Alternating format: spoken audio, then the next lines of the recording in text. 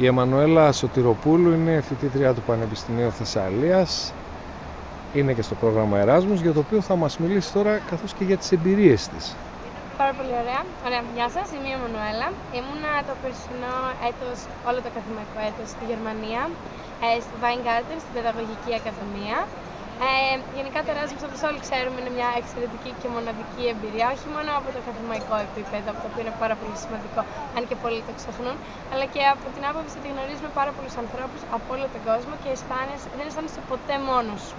Αυτό είναι πάρα πολύ βασικό και μαθαίνεις να στηρίζεσαι στις ίδιες τις δυνάμεις. Γίνεσαι πολίτης του κόσμου, Εννοείται, γίνεσαι πολίτης του κόσμου, γιατί είσαι μόνος σου μέσα σε μια πολυπολιτισμική κοινωνία. Διατηρείς την ταυτότητά σου μέσα εκεί.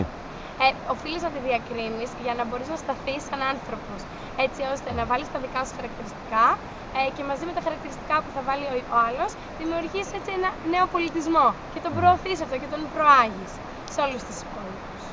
Θα ήθελες να πεις σε φίλους σου να συμμετάσχουν στο πρόγραμμα Erasmus? Εννοείται ότι όλοι πρέπει να συμμετέχουν στο Erasmus, ανεξαρτήτως έτους και ανεξαρτήτως των δυσκολιών που μπορεί να έχουν, να μην φοβηθούν τίποτα.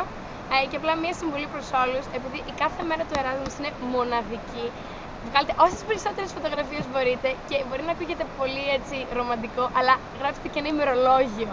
Γιατί μετά από κάποια χρόνια μπορεί όλες αυτές οι μνήμες να ξεθοριάσουν, αλλά ποτέ εννοείται να ξεχαστούν. Αλλά τουλάχιστον όταν θα μεγαλώσεις, θα έχεις το ημερολόγιο και θα βλέπεις πραγματικά τη διαβάθμιση των συναισθημάτων που είχες εκείνη την περίοδο της ζωής σου.